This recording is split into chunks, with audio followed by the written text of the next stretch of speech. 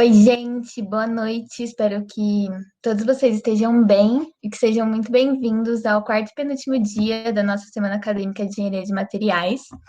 Antes de dar início à palestra, eu tenho alguns avisos para dar. O primeiro é que a lista de presença ela vai ser passada aqui no chat, agora no começo da palestra e no final também. É necessária somente para assinar uma única vez. E o segundo aviso é que as perguntas vão ser feitas pelo chat, e se os professores se sentirem à vontade, sintam-se para fazer as perguntas pelo microfone. O palestrante de hoje é um professor da nossa casa, o Fábio Florenzano. Ele se graduou em farmácia bioquímica pela Universidade de São Paulo e tornou-se doutor em ciências biológicas também pela Universidade de São Paulo. Atualmente, ele dá aula no nosso departamento em algumas disciplinas como química orgânica, e ele também faz pesquisa na área de polímeros para aumentar a eficiência de materiais poliméricos para diversas aplicações. Hoje ele vai falar um pouquinho sobre polímeros funcionais para a captação de materiais tóxicos. Fábio, seja muito bem-vindo e o palco é todo seu. Muito obrigado, Ana Paula. Ana Paula começando a trabalhar também no nosso grupo, né? Então é uma coincidência bastante interessante. Eu queria, primeiro de tudo, agradecer demais o CAEM pelo convite, né? Uma oportunidade muito legal da gente expor o que tem feito no laboratório, né? O tempo vai passando, a gente vai fazendo coisas novas, abrindo novas frentes de trabalho, novas linhas de pesquisa. Então, é muito legal a gente, de quando em quando, encontrar com vocês nos mais diversos lugares, e acho que a CEMAT é uma plataforma aí muito importante, muito interessante, né, para a gente mostrar o nosso trabalho, conversar com vocês saberem o que está acontecendo dentro da nossa instituição, dentro da Escola de Engenharia de Lorena. Então, eu fico realmente muito contente pelo convite e poder estar falando com vocês aqui. A gente sempre fala de coisas que nos deixam bastante contentes e, assim, realmente animados, né? Que é o trabalho do dia a dia da gente. E quanto mais pessoas ouvirem, mais pessoas se interessarem, mais legal ainda, né? A gente fica mais satisfeito ainda. Então, como eu disse, uma oportunidade muito boa. Parabéns a toda a organização pelas palestras, apesar de tudo, né, essas dificuldades que a gente está passando, vocês terem conseguido fazer esse evento, né? Muito obrigado mesmo. Eu já vou começar a apresentar aqui, tá, pessoal? Vai aparecer um pouco vocês mesmos, né, aquelas coisas que já sabem. E aí depois eu vou colocar a apresentação em si, tá?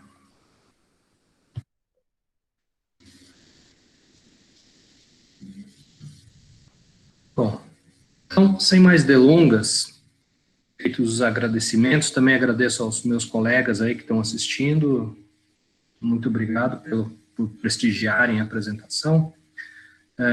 Deixa eu fazer uma outra coisa aqui, que é desligar minha câmera. Só um pouquinho. Porque eu vou ficar olhando do lado, eu vou chamar mais atenção do que a apresentação, talvez, tá? Prontinho. Então, vamos lá. Eu vou falar hoje para vocês de uma linha de pesquisa que eu já tenho atuado nela há um certo tempo. Acho que isso aqui não é para estar aparecendo para vocês, né? A gente já tem trabalhado nisso desde do tempo que eu estava na Universidade Federal de Alfenas. Eu fui professor lá também por 4 anos. Aliás, deixa eu só fazer uma pequena adição ao que a Ana Paula falou no começo, né? O meu doutorado formalmente é em ciências biológicas, mas, na verdade, eu fiz no Instituto de Química, na área de Bioquímica, né, e depois no pós-doc, durante ainda o doutorado, né, mas depois, principalmente no pós-doc, é que eu me especializei em polímeros, tá? Por que eu lembrei de falar disso? Porque essa é uma linha de pesquisa que eu já comecei lá na Unifal e continuo aqui, né, na EL, que eu consigo usar coisas que eu aprendi também em áreas um pouquinho mais distantes da engenharia de materiais e que me são muito caras e eu gosto muito delas, eu junto com o que eu faço aqui na EL e que eu acho que é interessante para a EL dentro aí do escopo da nossa instituição. Então, é uma área bastante eu peso muito, tá? Eu já tenho um mestre da IEL formado dentro dessa linha, que é o Rafael Teutônio de Castro, ele vai ser citado outras vezes aqui na nossa apresentação, e a gente está tentando expandir essa linha com novos alunos, financiamento e coisas desse tipo. Então, como eu falei já desde o começo, essa é uma oportunidade ímpar, muito importante para a gente, para mim especialmente, para o grupo todo, mostrar o que vem fazendo. Tá? Bom, vocês, a maioria de vocês, estudante de engenharia de materiais, né, já ouviu falar de materiais poliméricos, diversos tipos de utilização, de aplicação desses materiais, nas mais diversas conjunturas, contextos, situações, né? Mas eu acho que poucos de vocês talvez tenham pensado que materiais poliméricos podem ser úteis, por exemplo, para remover substâncias tóxicas do ambiente. Obviamente, esse é um problema da modernidade, da contemporaneidade, né? O nosso modelo de desenvolvimento, ele acaba levando à contaminação de maneira inexorável do ambiente, né? Seja pelos próprios polímeros, né? Vocês devem ter ouvido já bastante sobre isso. Os polímeros são materiais, os polímeros comuns, né? São materiais que degradam-se de maneira muito lenta e é um material muito, em geral, muito barato, né? Aqueles commodities. Então, não vale a pena dar uma destinação ou mesmo reciclar esse material indefinidamente. Então, com isso, a gente tem esse material disposto no ambiente, contaminando, se acumulando. Hoje você tem toda uma linha, também uma área de investigação, que é a área dos microplásticos, perdão, vocês já devem ter ouvido falar, né? Os plásticos, eles vão sofrendo cisalhamento e tal, vão ficando em partículas da ordem de micrômetro, né? Micrômetro, e isso acaba entrando na cadeia alimentar, atingindo os seres vivos, pode se tornar veículo de diversas substâncias e assim vai. Então, os próprios materiais poliméricos, muitos deles contribuem para a contaminação do meio ambiente. Mas será que eles podem ajudar a descontaminar, pelo menos em algumas situações? Sim. Né? E a gente vai explorar aqui hoje uma situação particular, que é usar polímeros solúveis em água para captar, remover, em particular, cátions de metais que são considerados tóxicos. Tá?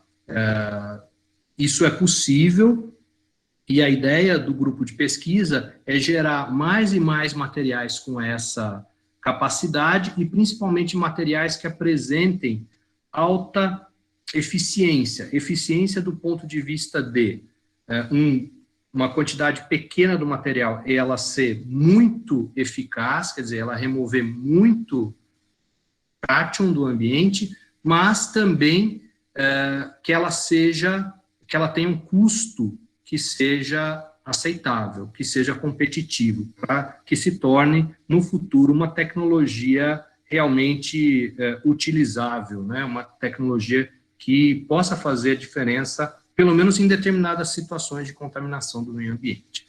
O que a gente vai ver a partir de agora é como que a gente faz isso, quais são os problemas dos metais tóxicos e qual é a contribuição, então, que o meu grupo de pesquisa tem dado e quer continuar dando nessa direção. Bom, só dando uma passada geral, né, a gente está contaminando o ambiente de diversas formas, né? Então, a gente tem contaminação biológica, certo? Se você pensar nas grandes cidades, né, na quantidade, por exemplo, de esgotamento sanitário, né, de esgoto que é produzida, né, é gigantesca, e ela tem que ser tratada adequadamente para ser dispensada no ambiente e depois também, né, para que quando a gente captar água do ambiente para consumo próprio, para uso como água potável, eu tenho que me livrar desses contaminantes se eles já não foram, de alguma forma, destruídos ou removidos por meio de o tratamento do esgoto, né? Então, a contaminação biológica é muito importante, né? Hoje a gente, com essa questão da pandemia, dos vírus, a gente sabe quanto importante é a gente ter água limpa para lavar as mãos, para beber, esse tipo de coisa. Então, os contaminantes biológicos são extremamente importantes, né? Uma outra classe muito importante é dos contaminantes orgânicos, né? Por exemplo, o Brasil, que é um país predominantemente agrícola, a quantidade de agrotóxico que chega nos corpos d'água é gigantesca, né? A nossa legislação ela é frouxa em relação a legislações europeias, principalmente. Nós temos, infelizmente, né, uma linha governamental hoje que não reforça esse combate, esse controle dessas substâncias tóxicas, então isso vem aumentando e é um problema gigantesco, inicialmente no campo, mas que também, obviamente, que os corpos d'água se movimentam, isso pode chegar até a cidade, até qualquer um de nós, né? A gente mora, eu pelo menos moro em Lorena, né? É uma cidade pequena e ao nosso redor tem uma grande quantidade de lavouras e tal, e então, para a gente ainda é mais fácil que isso chegue até nós, tá? Uma outra, dentro dos orgânicos, né, os solventes são um problema muito grande, principalmente em grandes plantas, né? Então, em São Paulo, capital, por exemplo, existem, em São Paulo, o estado todo, mas principalmente capital, existem vários terrenos que estão condenados pela CETESB por conta de uma grande quantidade de solventes que foram lançados ali, às vezes propositalmente, mas geralmente acidentalmente, por conta de você ter uma fábrica ali antigamente, né, uma indústria química, por exemplo, né? A gente tem visto bastante agora essa questão de contaminantes emergentes, né, que a gente não pensava muito neles, né, mas vocês, só para dar um exemplo, não é o objetivo da palestra, não quero me aprofundar muito, mas vocês só imaginem o seguinte, vários de nós, né, principalmente nós que já passamos dos 40 e tal, a gente toma remédio, muitos de nós tomamos remédios todos os dias, e quando não, a gente toma eventualmente um Tilenol para dor de cabeça, ibuprofeno, que está muito na moda, e assim por diante, de vez em quando antibiótico. Isso também vai para os corpos d'água, né? E eles são, quer dizer, são medicações, então, que você pode estar tomando, digamos assim, por tabela. Existem, por exemplo, os disruptores endócrinos e muitas outras substâncias, os antibióticos, como eu falei, etc., hormônios, né, os hormônios femininos, né, hoje se usa muito anticoncepcional, né, então isso está também na água, e se você não tiver maneiras de remover aquilo da água, você pode recontaminar ou contaminar pessoas que não usavam aquilo, né? E qualquer medicamento, ele tem sua aplicação, mas ele também tem seus efeitos colaterais e ele pode ser tóxico, tá? E, finalmente, a última classe que eu vou falar são os inorgânicos, certo? E dentre os inorgânicos eu vou falar bastante hoje dos metais tóxicos. Como vocês sabem, a gente já vai falar disso já já, né? o Brasil é um país que tem muita extração mineral. E, geralmente, estou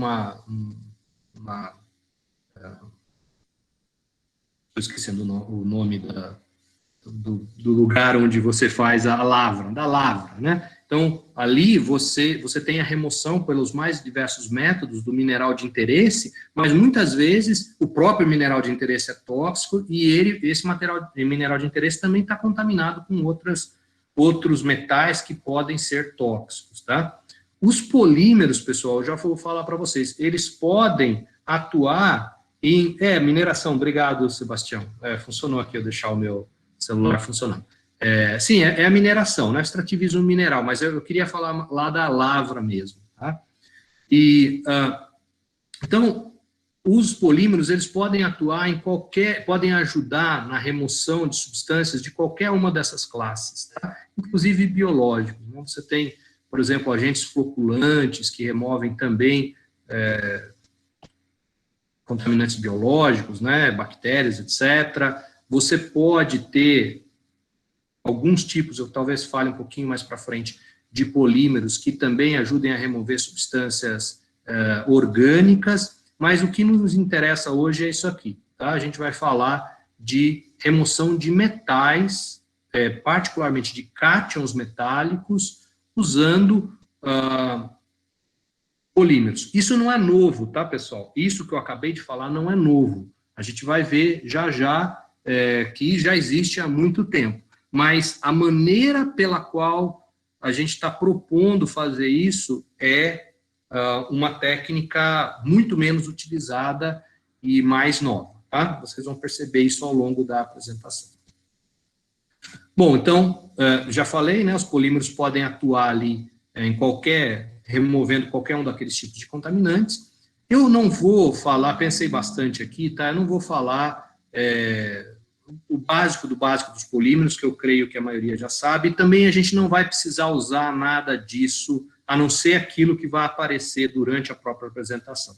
Mas só para lembrar para vocês, né, polímeros são moléculas formadas pela repetição de unidades. Essas unidades são chamadas de meros, né, unidades repetitivas, e geralmente por uma reação química eu formo ligações covalentes entre essas unidades e a molécula fica muito grande quando eu comparo com moléculas pequenas, sei lá, como a própria água, como o CO2, como a sacarose, como a glicose, enfim. Se eu comparar essas substâncias, tem alguma coisa por volta de 100 Daltons, né? E quando a gente fala de polímeros, a gente começa a falar a partir de 1000 Daltons, né? Mais ou menos 1000 gramas por mol, né? São moléculas bastante grandes, e vocês vão ver que essa característica, o fato delas serem moléculas muito grandes, comparativamente, né?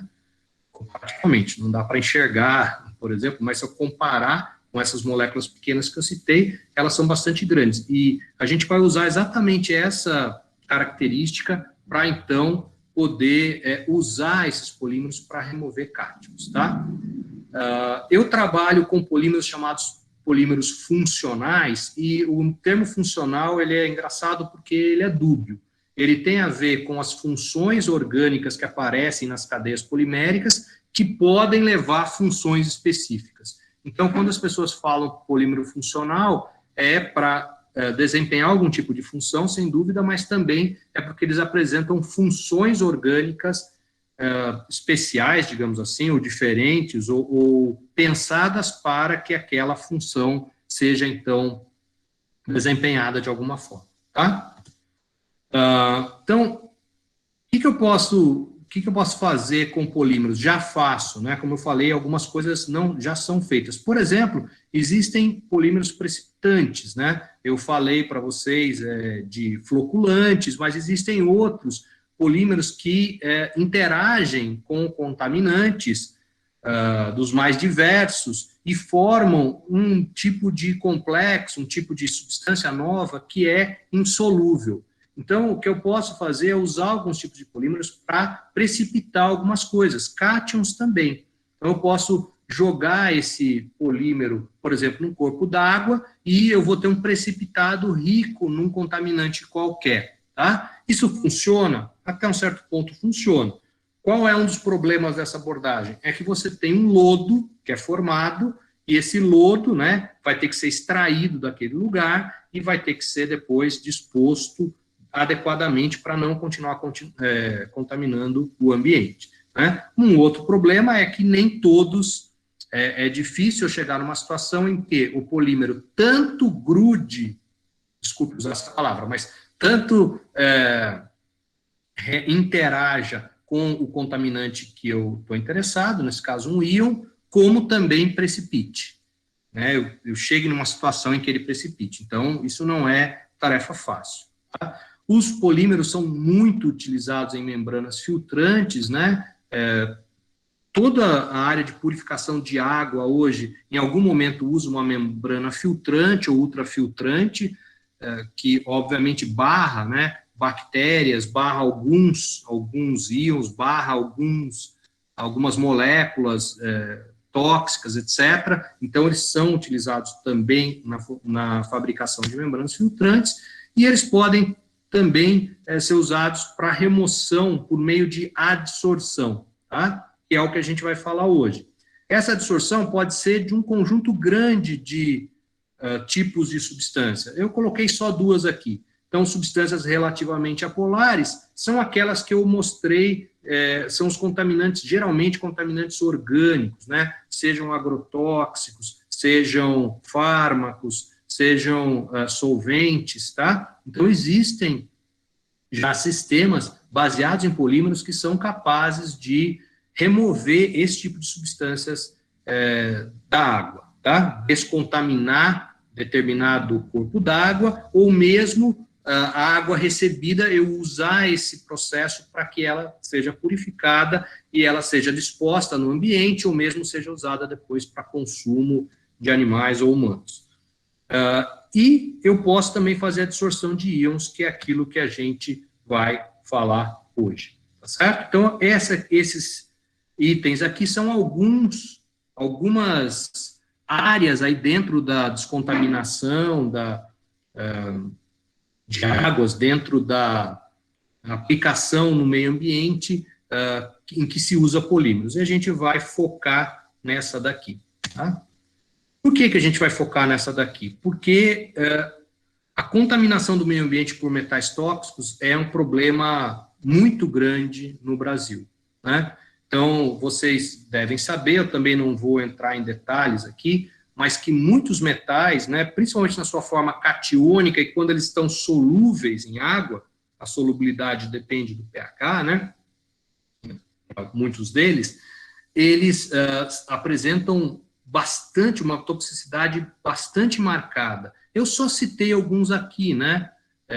O próprio mercúrio, né? O cádmio, o chumbo, o cromo, são cátions metálicos sabidamente extremamente tóxicos, né? Outros, mais comuns, apresentam menor toxicidade, mas não significam que sejam atóxicos também.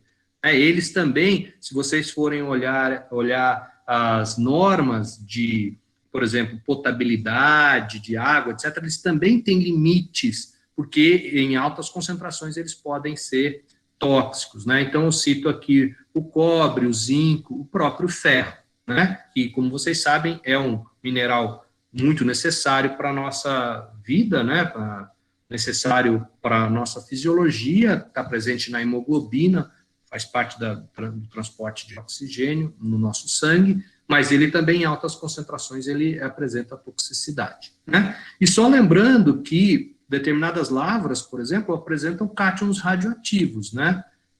Embora o urânio forme alguns ânions, né? Mas existem outros átomos radioativos, né? Que formam cátions que, obviamente, também trazem problemas, né? Como eu já falei, os cátions, pelas mais diversas formas, podem contaminar cursos d'água, né, e chegar em fontes de água para a população humana. Ou mesmo, né, uma contaminação local. Isso aqui é o extremo, mas o homem do campo, por exemplo, às vezes faz uso dos cursos d'água perto da sua propriedade, às vezes para cozinhar, às vezes mesmo para você fazer a irrigação da sua horta pessoal, etc. Então, assim, isso aqui pode atingir muito mais pessoas, mas localmente isso também é um problema bastante sério, né? Só um exemplo, né, e aqui é uma coisa ficou muito famoso, esse caso é famoso, mas ele tem uma peculiaridade. Essa cidade no Michigan, Flint, ela está sobre emergência sanitária. Já faz, acho que 4 anos que porque é muito comum nos Estados Unidos se beber água da torneira. Eu não sei se vocês sabem, mas a água da nossa torneira, ela também é potável, ou pelo menos deveria ser, né? Então, muita gente bebia aquela água e tal, só que o que aconteceu? A empresa que fornecia água, ela passou a deixou de tirar de 2 rios e passou a tirar acho que o próprio rio Flint. Só que esse rio Flint, ele apresenta certas características, como o pH, que corroem os canos de chumbo. A maioria da cidade ainda tinha canos de chumbo. Isso a própria fornecedora de água usava canos de chumbo.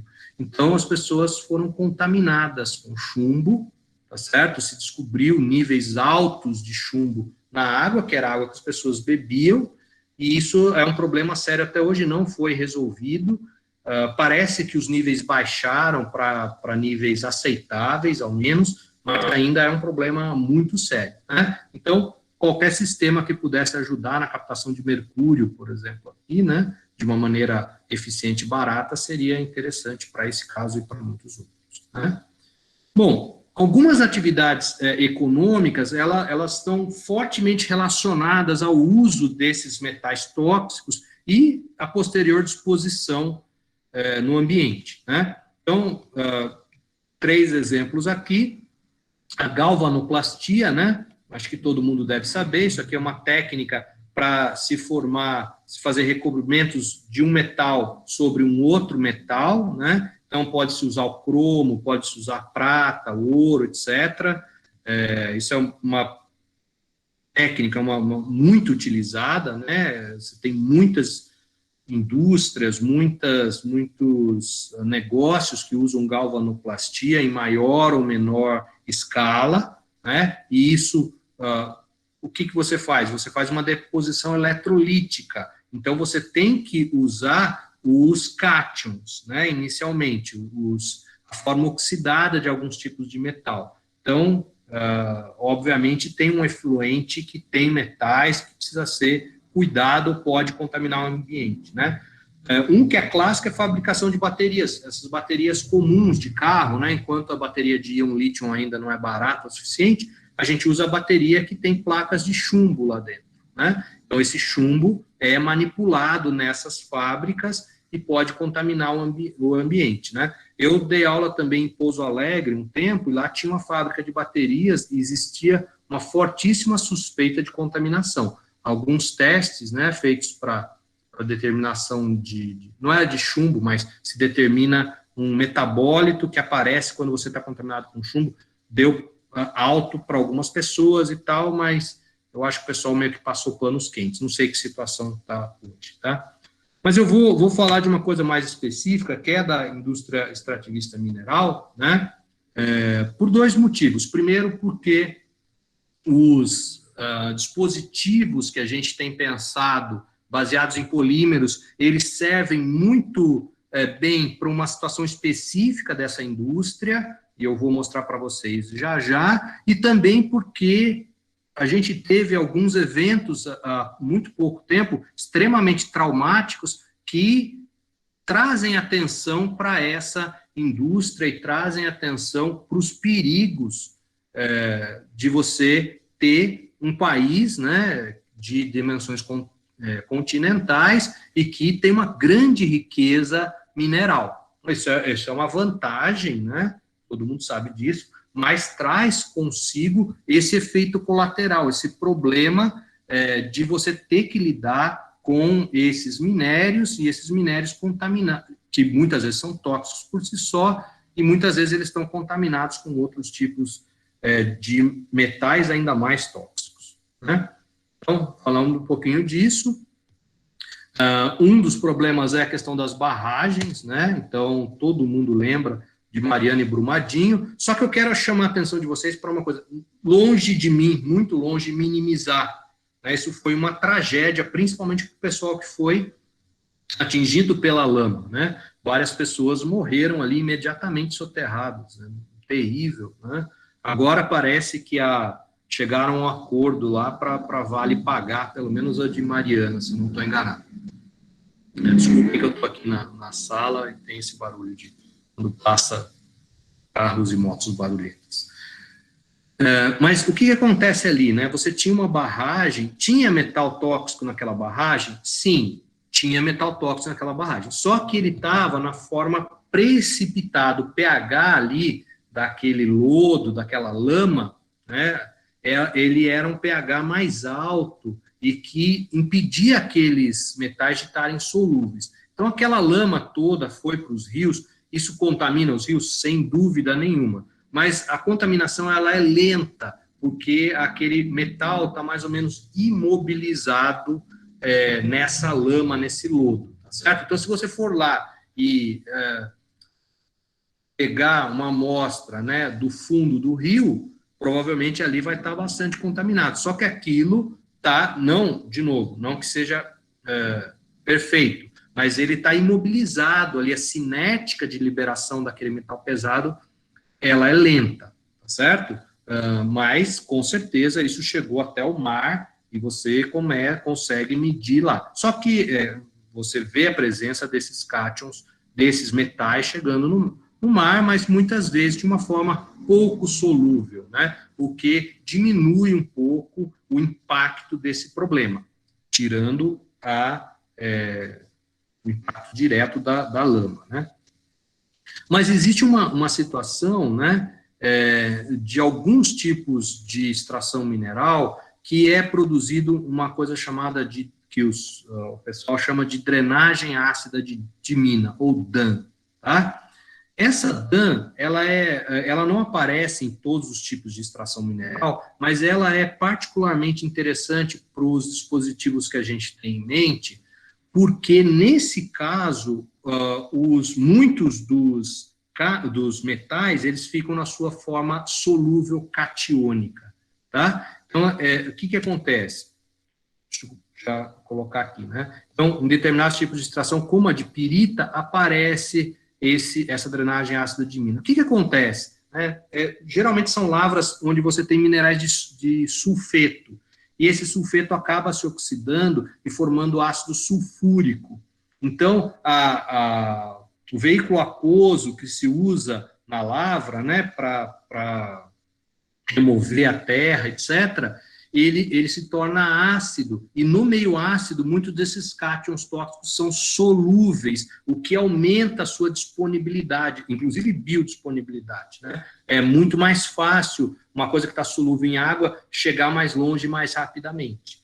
Então, a princípio, essa drenagem ácida ela não pode ser liberada para o ambiente de forma direta. Tá? Eu não vou dizer que não é, mas não deveria. Né? Existem técnicas, você pode mudar o pH usando bicarbonato, carbonatos, etc., e outros tipos de substâncias, mesmo soda cáustica, e aí precipita. Aí você tem que se desfazer daquele precipitado, que é um lodo contaminado também. Existe um problema de você gastar dinheiro com a logística da FIN, esse efluente sólido nesse caso, tá? Então, eu já falei disso, né? No caso da DAN, você tem baixo pH, os cátions são solúveis, e isso é produzido constantemente, tá? Geralmente é armazenado em grandes tanques, mas uma hora isso tem que ser ou liberada ou precipitada para remoção daqueles cátions tóxicos, seja mercúrio é menos provável, mas seja chumbo, cromo, zinco, o que for, né? Então, aquilo está solúvel na água, e se aquilo romper, né, e aquela água for para o rio, babau, o rio vai ficar contaminado com uma forma solúvel desses metais, tá? É claro que vai depender das características do rio, dos ânions que tem lá, do próprio pH do rio, etc., mas a probabilidade de você contaminar diretamente com esses cátions é muito grande no caso dessa DAN. Tá? Então, eu vou mostrar daqui a pouco, eu ia falar um protótipo, está escrito protótipo, mas não é exatamente um protótipo. É uma ideia de um tipo de dispositivo que a gente pode usar diretamente para esse tipo e para outros tipos de efluente que estejam contaminados com metais tóxicos. Tá? Bom, também vou passar um pouquinho mais rápido aqui, eu estou me empolgando, já falando bastante, né? Mas só lembrando, né? A toxicidade de metais muitas vezes é cumulativa. O que significa isso? Significa que, por exemplo, chumbo. O chumbo, o nosso organismo não tem meios eficientes de se livrar do chumbo. Então, se você se contamina hoje com um pouquinho de chumbo, provavelmente isso não vai ter nenhum tipo de repercussão na sua saúde, se for só aquilo. Mas se você, daqui uma semana, for contaminar de novo, a quantidade de chumbo do seu organismo só aumenta, porque entra, mas não tem via de saída. Tá? Esses metais geralmente se ligam a proteínas e alguns tipos especiais, né, de grupos presentes nas proteínas, e eles não passam por exemplo, não passam pela filtração renal, e a gente fica cada vez mais metal no organismo, até um ponto que atinge o nível tóxico. Tá? Então, assim, é uma coisa que pode ser lenta, mesmo em pequenas quantidades, mas com a progressão do tempo, no final de uma década, a pessoa tem uma quantidade bastante importante desses metais no organismo. Né? Ele ataca diferentes órgãos, né? Inclusive o cérebro tem uma síndrome acho que é de chumbo mesmo, que chama saturnismo, que é causada, então, pelo ataque, né? Ou pelo fato do do cátion metálico chegar no cérebro e destruir estruturas do cérebro. Né? Então, a pessoa pode perder as faculdades mentais, começa a ter sintomas cerebrais, tremores, esse tipo de coisa para alguns deles. E alguns desses cátions são sabidamente causadores de câncer, né? São carcinogênicos. Por exemplo, né, o cromo 6. O cromo, no seu estado de oxidação 6, é uma substância altamente carcinogênica. Tá? Então, além de todos os problemas, de outros problemas, ele ainda causa câncer. Bom, isso é mais do que suficiente, poderia ter uma lista muito maior, para a gente justificar que é muito importante lidar adequadamente com esses metais e ter sistemas de remoção desses materiais do ambiente e de purificação de água que, de alguma forma, retenham e impeçam que esses cátions cheguem até as pessoas. Né? Bom, então, como que os polímeros entram nessa história? Né? Como é que eu vou usar um polímero para retirar cátions? Bom, já existem algumas opções, né? Eu já falei de precipitação, não vou repetir. Existem as chamadas resinas de troca iônica, que se baseiam num princípio... Perdão, vou tomar só um golinho d'água.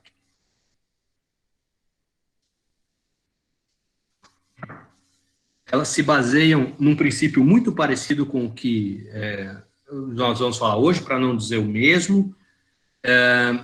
Só que essas resinas, elas têm uma característica diferente do que a gente vai falar hoje. Essas resinas, elas são um material insolúvel e que na sua superfície tem funções orgânicas, geralmente, mas tem sítios onde esses cátions podem se ligar. Né? Eu posso usar isso uma vez só, depois jogar fora, obviamente de maneira adequada, ou muitas delas podem ser recondicionadas, reconstituídas. Tem uma nova troca iônica e com isso eu retiro, eu eluo, né, que é a palavra que a gente usa, aqueles cátions que estavam ligados naquela resina. Mas pensem nisso, eu tenho uma massa insolúvel e só na sua superfície eu tenho os sítios que são realmente ativos para aquilo que eu quero.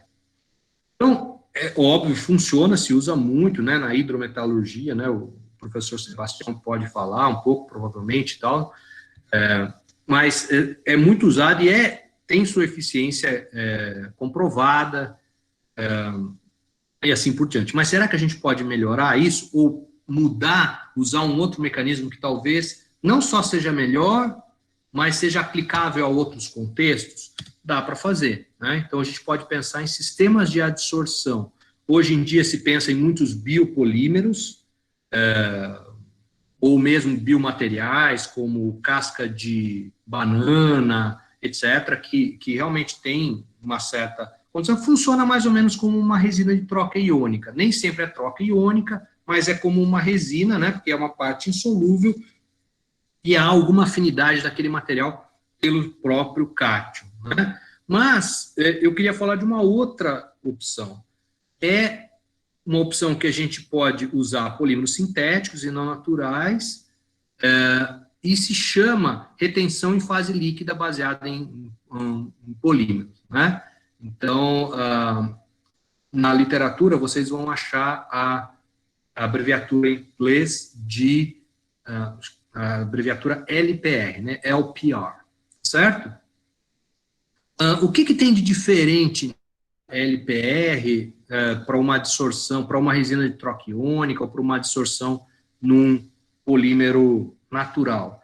É que o polímero ele é completamente solúvel na solução.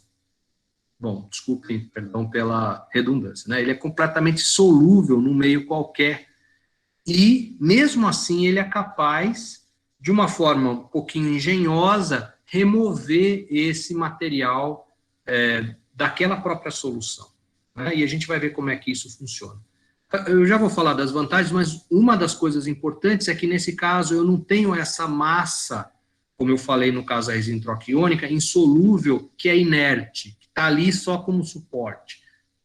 Todo o meu material, né, cada grama dele, ele pode ser efetivo, ele pode ser eficiente, ele pode ser útil para a remoção desses cátions. Então, essa é, a princípio, uma vantagem desse tipo de método, né, desse tipo de técnica.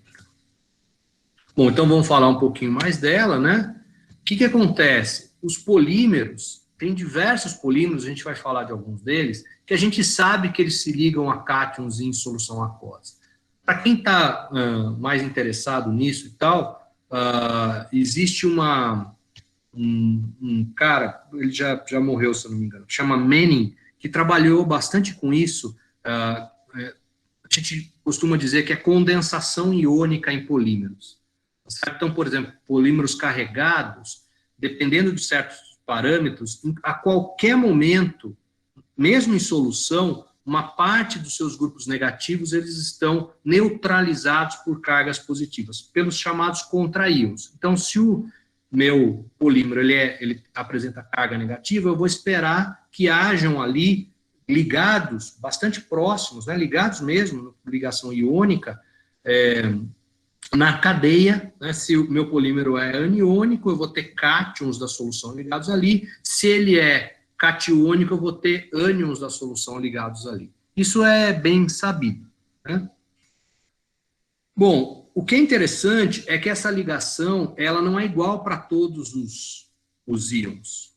Tá? Então, se a gente falar especificamente de cátions, em geral, cátions de metais de maior massa molecular e aqueles que não são apenas monovalentes, né, bivalentes, trivalentes, eles se ligam preferencialmente. O que significa dizer? O que significa isso? Significa o seguinte: se eu tenho um polímero lá que está ligado com sódio, que é monovalente e razoavelmente pequeno, se eu colocar na solução um cátion que seja maior e que tenha, por exemplo, carga dupla, né, 2+, eu vou ter uma troca ali, né, no nível molecular entre o cátion sódio e qualquer que seja o cátion desse metal com essas características que aumenta a sua afinidade pelo sítio de ligação no polímero, certo?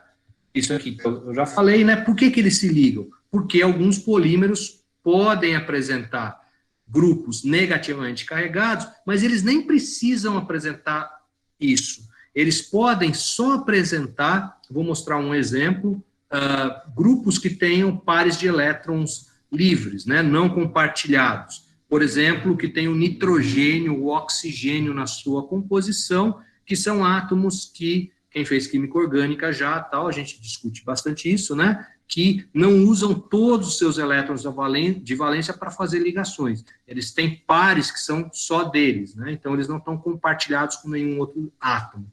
Quando isso acontece, geralmente a gente tem uma ligação do tipo de coordenação. Eu não vou entrar nos detalhes, mas é importante, então, que a gente saiba que, tanto, né, falando de cátions, tanto aqueles polímeros que têm carga negativa, como polímeros que apresentam funções que têm pares de elétrons não compartilhados, eles tendem a se ligar, sim, a cátions. Bom, agora vem uma coisa que eu falei lá no comecinho. Bom, tudo bem, tem um monte de substâncias na natureza, fora dela, sintéticas, etc., que fazem isso que a gente está falando. Elas se ligam, formam pares iônicos e tal. Então, qual que é a do polímero aí, né? A do polímero é o seguinte: como o polímero ele é uma macromolécula, eu posso pensar eu posso imobilizá-los, eu posso pensar que imobilize aquele polímero solúvel, mas que permita a entrada e a saída dos cátions, que são substâncias muito menores que ele. Isso é conseguido por meio das chamadas membranas semipermeáveis. Por que semipermeáveis? Porque nem tudo passa por ela.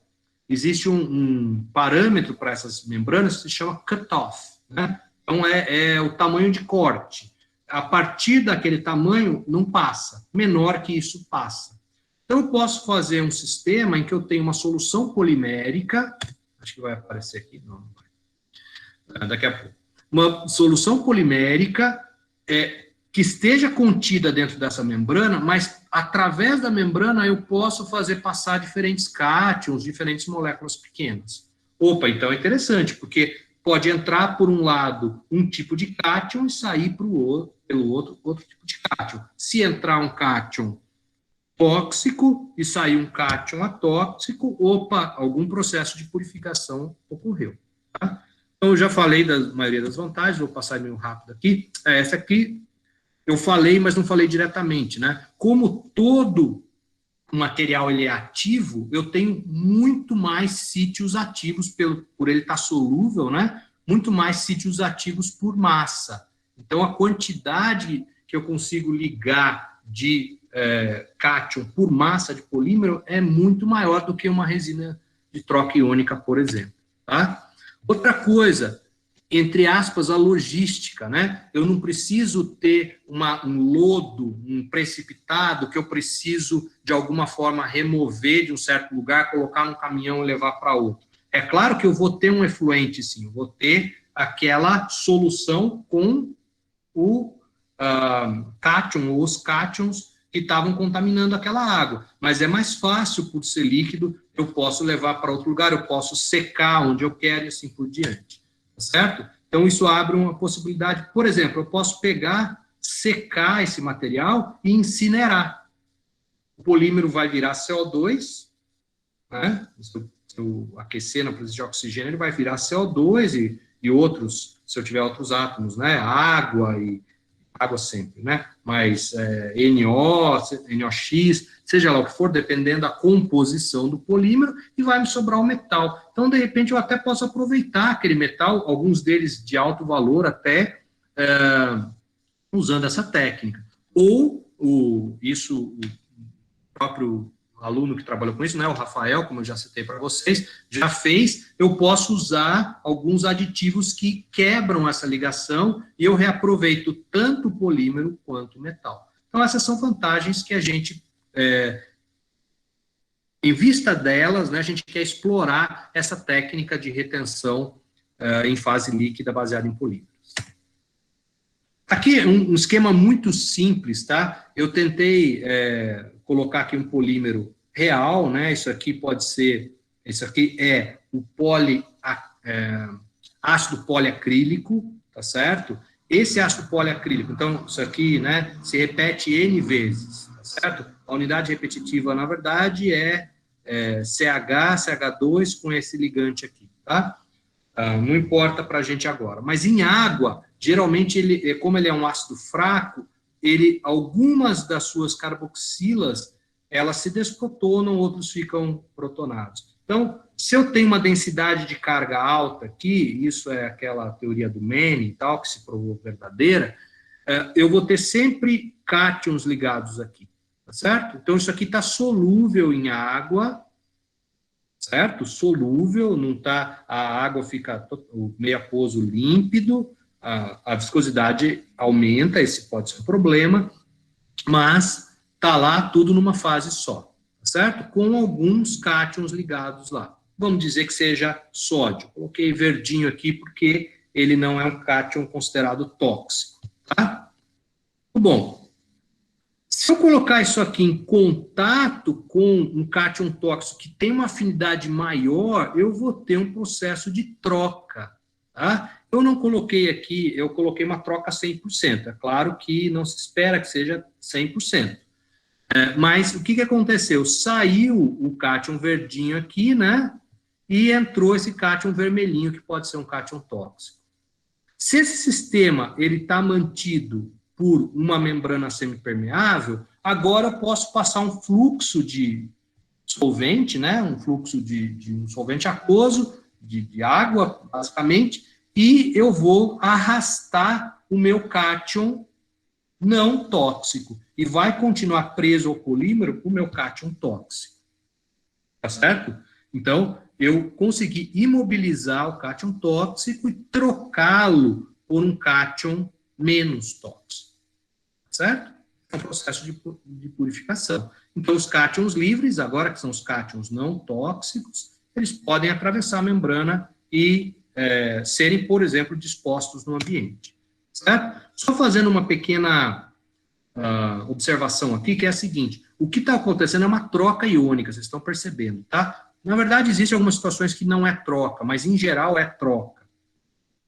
Eu tiro um e coloco o outro. Qual que é a nossa sorte? É que, em geral, metais de transição e pós-transição, por exemplo, eles apresentam uma constante de ligação maior do que os cátions, por exemplo, alcalino terroso, né, magnésio, sódio, potássio, que são esses cátions mais comuns e de baixa toxicidade ou de nenhuma toxicidade, né?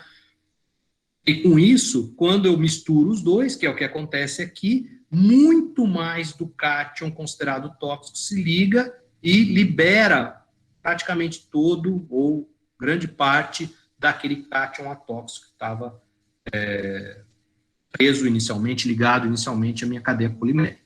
Certo? Aqui também, você vê que aqui tem 3 e aqui tem 4. Isso também acontece, porque devido a maior afinidade, mais sítios são ocupados quando eu estou com um cátion que tem maior afinidade do que quando eu tenho um cátion de baixa afinidade.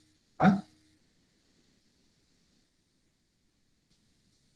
Isso aqui é só um esquema, né, do que a gente falou, já é um princípio, uma ideia de talvez algum tipo de dispositivo. Aqui dentro fica uma solução polimérica com um polímero daquele tipo, como o poliácido metacrílico, que eu mostrei para vocês, né? E, teoricamente, então, se eu entro aqui com a água contaminada, esses cátions se ligam ao polímero que está aqui dentro e do outro lado sai água descontaminada, né? Ou pelo menos parcialmente descontaminada. Nesse processo, o polímero não sai daqui de dentro porque a membrana semipermeável impede as macromoléculas de saírem desse sistema. Tá? Bom, a gente já tem trabalhado, como eu falei para vocês, já vou responder, Rebeca. Eu não sei se eu perdi, porque eu não estou olhando sempre aqui para o celular, tá? Só vou falar disso daqui. Nós já temos trabalhado com isso e vou mostrar para vocês resultados. Isso funciona. É claro que funciona, por enquanto, numa escala laboratorial, não só no meu grupo, como em outros grupos ao redor do mundo, mas eu vou mostrar alguns que a gente já usou. Esses 2 aqui a gente já usou, tá? Esse aqui é o ácido polimetacrílico, essa aqui é polimetacrilamida. O ácido polimetacrilamido, o ácido poliacrílico, né?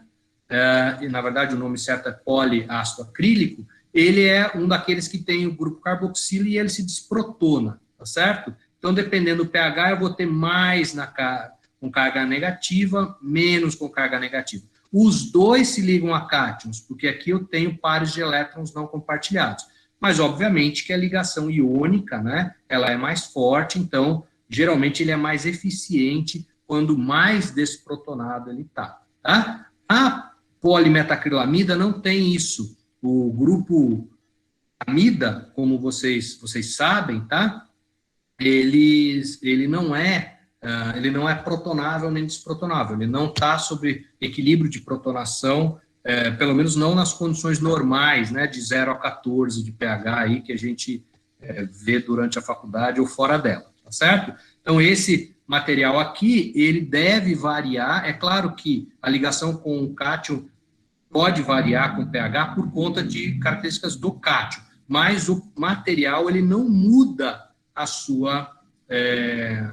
grau de protonação. Então, teoricamente, ele funciona de maneira mais ou menos uniforme numa faixa mais ampla de pHs. E aqui eu coloquei um que a gente pretende testar, né, que é o poliacrilato de 3-sulfonopropila, mais ou menos esse o nome, é esse mesmo, tá?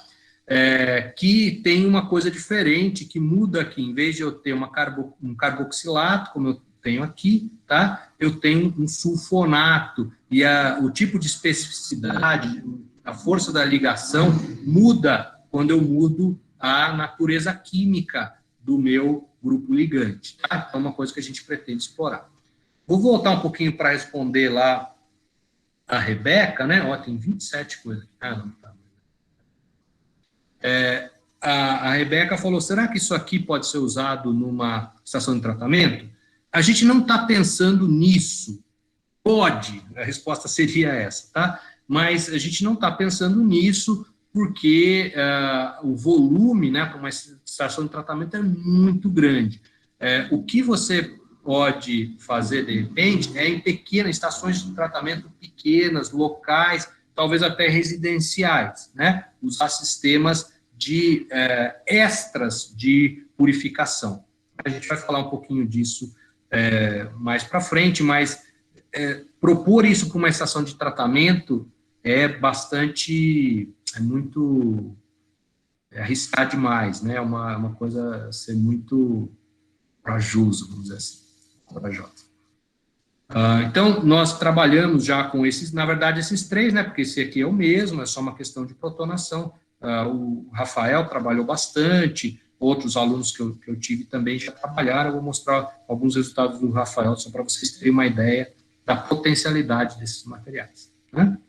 Bom, isso funciona, isso não é nenhum grande novidade, já tinha na literatura antes de... Na verdade, eu tive essa ideia antes de ver a literatura. Aí, quando você vai procurar a literatura, que é a primeira coisa que você faz, você vê que outros tiveram a mesma ideia, e isso já estava mais ou menos, já tinha até uma técnica com nome, LPR, com sigla, bonitinho.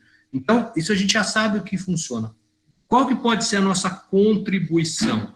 A nossa contribuição pode ser a seguinte: como eu gero, isso eu já falei no começo, materiais que fazem esse tipo de coisa, purificam, removem cátions tóxicos, metais tóxicos, com alta eficiência e com um custo mais baixo, tá? Então, é disso que a gente vai falar daqui para frente. Eu já falei bastante, quase tudo o tempo que eu tinha para falar, mas não vai demorar tanto assim, vocês vão entender o que a gente tem feito, o que a gente está fazendo, tá? Aos organizadores aí, tem alguma... Eu não pretendo estourar muito tempo, eu estava pensando em falar 1 hora mais ou menos, mas tem alguma grande barreira aí de tempo que eu não possa ultrapassar? Posso passar uns 15, 20 minutinhos? De 1 hora? Pode ficar tranquilo com o tempo, até umas 8h30 fica tranquilo. Não fala isso, cara, não fala, e aí a gente vai longe. Não, com perguntas. Tá bom, beleza. Tô brincando, não vai demorar tanto assim. Vamos lá. Então, qual a contribuição que a gente quer dar, né? O que a gente sabe? O grau de captação e a afinidade, ou seja, o quanto de cátion se liga por massa do polímero e com qual afinidade, ou seja, qual a concentração que eu preciso para por exemplo, 90% a 95% dos sítios estarem ocupados, eles dependem de algumas características, além da natureza do cátion, mas algumas características que dependem dos polímeros. Por exemplo, qual a composição, quais monômeros eu usei, quais comonômeros eu usei, né? Na verdade, no polímero vai depender dos meros, né? Ou das unidades repetitivas em geral. Lógico. Então, por isso que a gente vai testar sulfonato, vai testar uma amida, um carboxilato, porque, óbvio que isso influencia. Mas outras coisas interessantes influenciam. Por exemplo, a massa molar média. Tá? Quer dizer, qual que é o tamanho médio das minhas cadeias? Arquitetura. Então, por exemplo, polímero linear ramificado, eu posso melhorar essa captação se eu trocar de linear para ramificado ou vice-versa? Tá? Se eu tiver copolímeros, o que é um copolímero? É um polímero que não tem uma só unidade repetitiva. Eu posso ter, nós já fizemos isso, por exemplo, uma amida, uma poliamida misturada com uma poli, o nome não é certo falar poliamida, mas enfim, uma unidade repetitiva que tenha o grupo amida e uma unidade repetitiva que tenha o grupo carboxila. Se eu variar isso, se eu mudar de um copolímero aleatório, já vou falar o que é, para um de gradiente ou em bloco, o que eu posso obter de resultado, o que eu posso melhorar na performance do material. Tá? Então, só para falar desses dois aqui, passei rapidinho, né? Para quem não sabe, né, os polímeros são sempre misturas, os polímeros sintéticos são sempre misturas. Então, eu tenho polímeros, quando eu tenho um material polimérico, eu tenho cadeias de vários tamanhos, tanto que eu falo uma massa molar, né, que é a massa de um mol e não a massa molecular, a massa molar média, tá? Então, isso pode variar, eu posso ter um polímero de 50 mil, de 60 mil, 70 mil, 200 mil, 1 milhão, isso com certeza vai variar, não só na capacidade de ligação, mas só um exemplo que eu dou para vocês.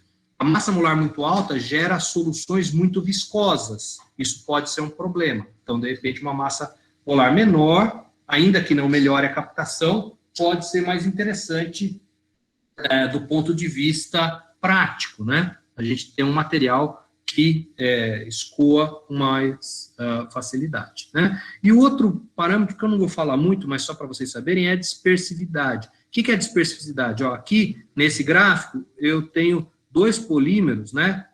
A distribuição em vermelho, aqui embaixo é a massa molar, né? Não a média, mas a massa molar de cada fração, e aqui é o número de cadeias, tá certo?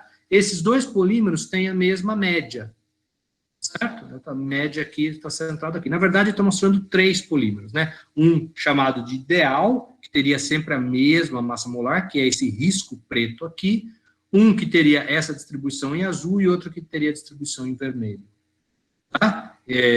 Os 3 têm a mesma média, mas a dispersidade é diferente. Então, nessa aqui em vermelho, eu tenho cadeias de baixa massa molar, de alta massa molar, e que não estão presentes nesse azul, apesar da média ser a mesma. Isso pode ser um fator também que, de alguma forma, influencia a captação. Tá? Outra coisa que pode influenciar a captação, se eu pensar num polímeros em geral, mas também copolímeros, tá? O que acontece? Eu posso variar a composição e a distribuição das unidades na cadeia, né? Isso aqui é um homopolímero linear normal, cada bolinha dessa é uma unidade repetitiva, elas todas têm a mesma cor, porque elas são iguais. Mas eu posso ter um polímero estatístico, tá? Então, com bolinhas com unidades vermelhas e, eu não sei nome de cor, verde, para mim é verde. Né? Então, essas unidades verdes e vermelhas estão distribuídas de maneira aleatória na cadeia. Eu posso ter um polímero periódico ou alternado, do tipo AB, AB, nesse caso aqui, verde, vermelho, verde, vermelho, verde, vermelho. Um polímero em gradiente, que começa com excesso, por exemplo, de concentração da unidade verde, termina com excesso de composição da unidade vermelha. Eu posso ter em bloco um homopolímero verde ligado covalentemente a um vermelho. Tudo isso pode afetar a ligação, tá? A outra coisa é a topologia. Então, a gente pode ter polímeros ramificados, polímeros que a gente chama de enxertados, ou para usar inglês desnecessário, ou anglicismo, graftados, tá? Eu tenho um tipo de unidades repetitivas aqui numa cadeia chamada de cadeia principal, e nas cadeias laterais outro tipo, né? Eu posso ter formas de estrela ou próprio linear. Tudo isso pode afetar. E tem mais uma outra coisa, né? Vocês perceberam que isso aqui está meio deslocado, porque vai aparecer uma outra coisa aqui. Esses polímeros, muitas vezes, eles podem formar superestruturas em água, como micelas, vesículas, micelas cilíndricas, né? Ou também chamadas de minhocas, né?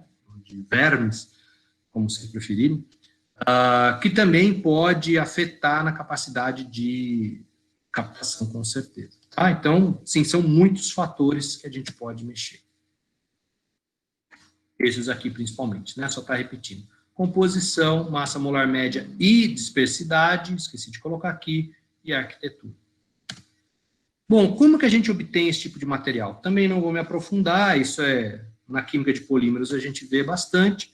As maneiras mais tradicionais, polimerização via radicais livres, é uma técnica simples e econômica, dessa forma que a gente obtém, por exemplo, polietileno, polipropileno, que são duas poliolefinas, dois polímeros mais usados no planeta Terra, são materiais baratos também, porque a forma de obtenção é barata. Só que eu não consigo fugir disso. O produto tem uma distribuição larga de tamanhos, existe a dificuldade de obter estruturas específicas, por exemplo, é difícil você controlar para ter um polímero em bloco ou um polímero em gradiente, a gente já vai falar disso, e o produto é pouco homogêneo, quer dizer, a composição das cadeias, no caso de copolímero, eu vou explicar por quê, porque eu acho que é uma coisa interessante, elas não são iguais, né? Não há homogeneidade composicional, tá? Eu poderia usar polimerização por condensação, que é o que gera, por exemplo, nylon, o PET, que vocês conhecem, enfim, um monte de poliésteres, né, em geral, um monte de materiais também úteis, que tem menos no mercado, né, em quantidade, a produzir uma quantidade menor no planeta do que os de adição via radical livre, mas eles existem. Só que a síntese é, em geral, mais complexa, muito difícil de controlar a massa molar, por exemplo. Também a dispersividade é alta, como também é na pura adição. O número de monômeros é muito limitado, porque todos os monômeros são reativos, e eu, por exemplo, eu não posso ter a mesma função na cadeia lateral, senão eu vou formar um polímero ramificado. Então, é bastante limitado o tipo de coisa que se pode fazer com a polimerização por condensação. Tá?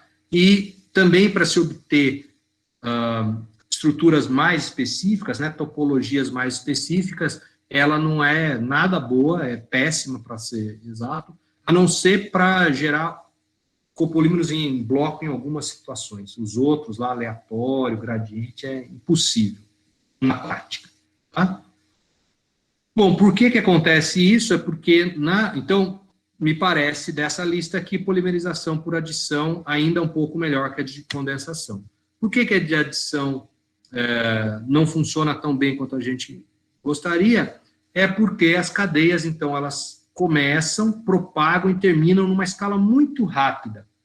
Então, assim que começa a reação de polimerização por adição via radical livre, já aparecem algumas cadeias terminadas, em frações de segundo. Só que a polimerização em si, né, ela vai durar horas, por exemplo. Por que isso acontece? Porque no passar dessas horas, o que está acontecendo é apenas aumentando o número de cadeias. Tá? Cada cadeia é formada muito rapidamente, mas no passar do tempo, essas cadeias vão aumentando em número. O que acontece? Cada cadeia, a sua massa molar e a sua composição vão refletir as condições instantâneas. Então, uma cadeia formada no começo e no final, se eu estiver fazendo uma copolimerização, por exemplo, elas vão ter composições diferentes. Então, o material é muito heterogêneo. E se eu estou procurando uma maneira de melhorar a minha eficiência, seja de qual propriedade for, eu não consigo isolar, identificar quais são aquelas cadeias especificamente que têm uma eficiência maior. Tá? E essas, então, como as condições mudam durante o curso da reação, as cadeias formadas no começo são, em geral, diferentes das formadas no final. Tá? Isso vai gerar uma homogeneidade tanto na massa de cada cadeia, como na composição. Então, assim, a polimerização por adição é muito interessante, é bacana, é boa, é barata, é fácil de fazer, mas ela tem essas limitações, o produto é heterogêneo. Então, pode ser que eu obtenha um material com uma boa atividade para captação de cátions, por exemplo, mas que é devido a 30% do material que tem uma certa massa molar e uma composição. E eu não consigo fracionar, na verdade é muito difícil fracionar isso para eu, aí sim, ter um material com uma eficiência muito maior. Bom, então, o que eu falei, né, a obtenção e estudo da influência da massa molar, composição e arquitetura sobre a capacidade de captação são extremamente limitados por conta disso, porque eu tenho sempre um material não homogêneo. Como que a gente pode mostrar isso de uma maneira um pouco mais detalhada, né? Uma das maneiras é teórica. Então, se vocês olharem na literatura, né, o modelo que melhor responde, ou que melhor reflete a polimerização por adição radicalar é o modelo de estado quase estacionário, tá? Que é SSA, e por esse modelo, a polidispersidade ela atinge o mínimo de 1,5, tá? Então, essa dispersidade, ela é a divisão entre a massa molar média calculada com uma base de massa, chamada de ponderal, e a de número, que é aquela que a gente conhece bem, tá? Então, se a massa aqui, numérica, der 50 mil, para uma dispersidade de 1,5, essa outra média vai dar 75 mil. O que significa isso? Que eu tenho desde as menores até as maiores dentro daquele material, tá? Não tem outro jeito. E no caso de copolimerização, também não vou entrar em detalhes, né? Existe um modelo, que é um modelo de Mayo-Lewis, que funciona muito bem para diversos tipos de copolimerização. Esse modelo de Mayo-Lewis, ele tem alguns parâmetros que chamam razão de reatividade. É uma coisa simples, basicamente é o seguinte, R1 é qual que é a tendência do radical da unidade repetitiva 1 reagir com o monômero dele mesmo ou com o monômero 2. Quanto maior esse valor, mais a tendência de reagir com ele mesmo do que com o monômero 2. O R2 é o contrário. Quanto maior o R2, maior a tendência do monômero radicalar 2 reagir com ele mesmo, e menor de reagir com o monômero 1. Tá certo? Esses valores podem variar tremendamente. Vou pegar um exemplo aqui, ó. Se eu tiver R1 igual a R2, quer dizer, eu misturar dois monômeros e fizer uma polimerização para tentar obter um copolímero com R1 e R2 muito maior que 1, né, muito altos, o 1 só reage com 1 e o 2 só reage com 2. Em vez de eu ter um copolímero, eu tenho dois homopolímeros separados, né? E isso vai variando. Se eu tiver maior que 1, eu tenho alguma coisa que se parece com o polímero em bloco, ou aleatório, assim por diante. E na maioria dos casos eu tenho esse chamado composition drift, tá? Eu vou mostrar aqui para vocês. O que é o composition drift? É uma mudança na composição com o passar do tempo da reação.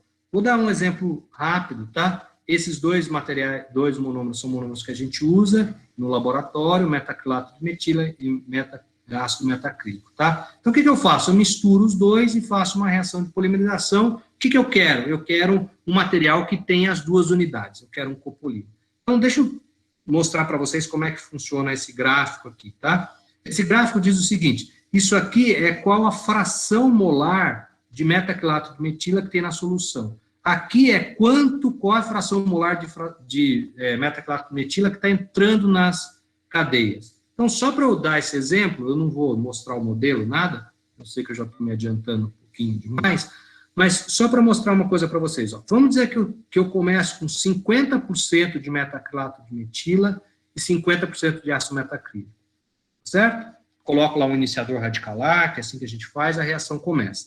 Nesse momento, se eu vou aqui, eu chego nesse ponto aqui, quer dizer, está um pouquinho abaixo de 0,4. O que significa isso? Significa que, nessa situação, as cadeias estão sendo formadas com 40% de metaclato de metila, o monômero 1, e 60% aproximadamente de ácido metacrílico.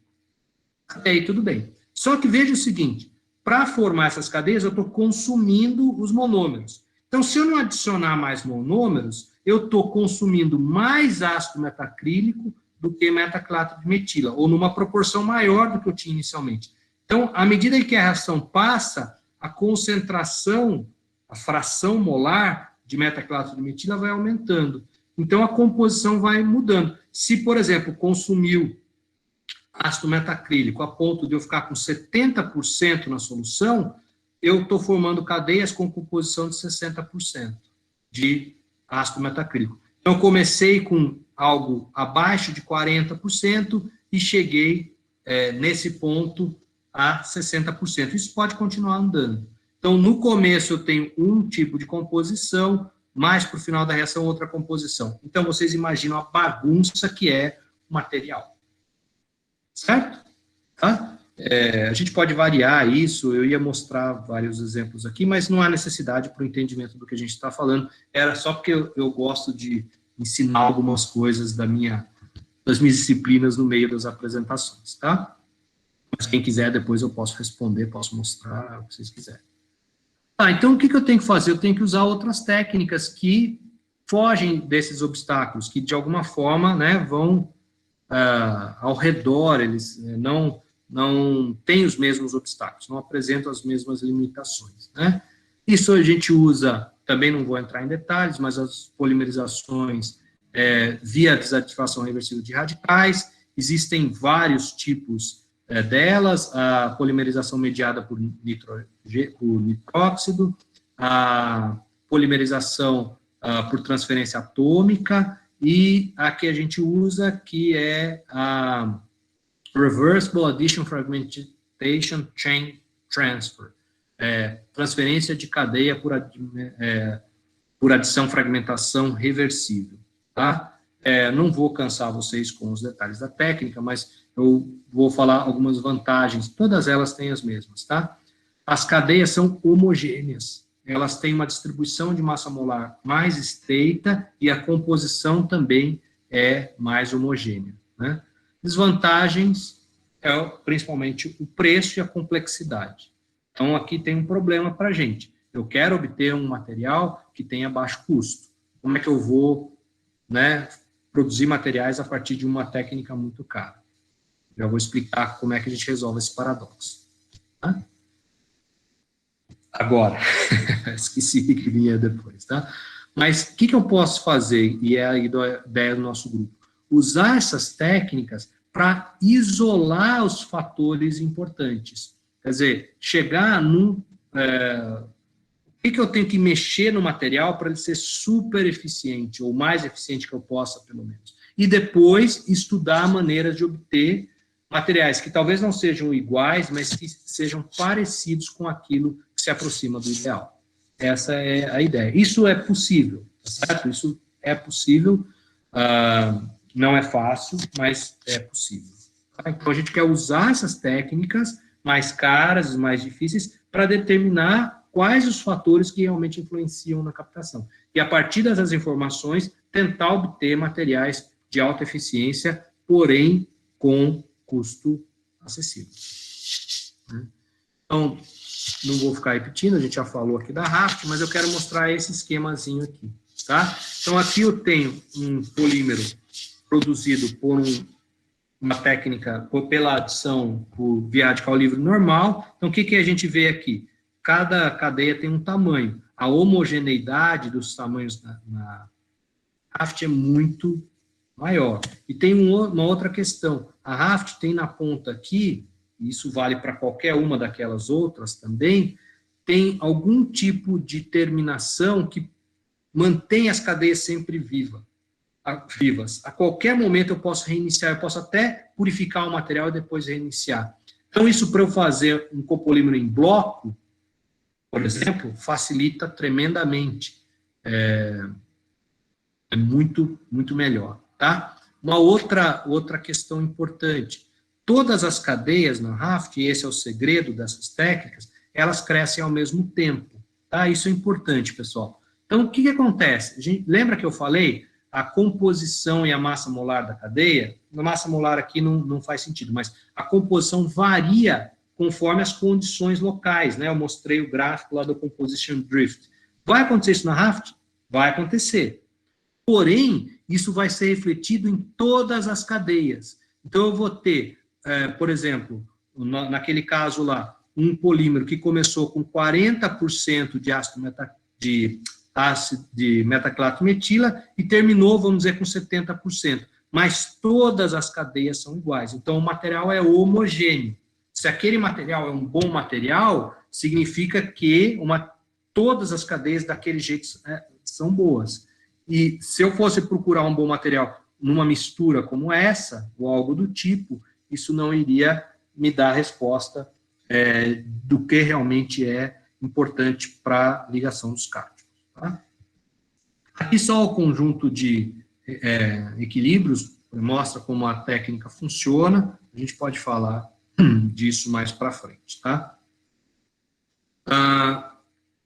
Para fechar aqui a minha apresentação, eu quero mostrar para vocês alguns resultados usando a técnica LPR, né? Então, isso aqui é de um trabalho de 2013, não é do nosso grupo, que é remoção de cobre, tá? Então, dependendo do pH, ele chegou a uma remoção de até 90% usando esse tipo de material. É um copolímero, tá? É um copolímero de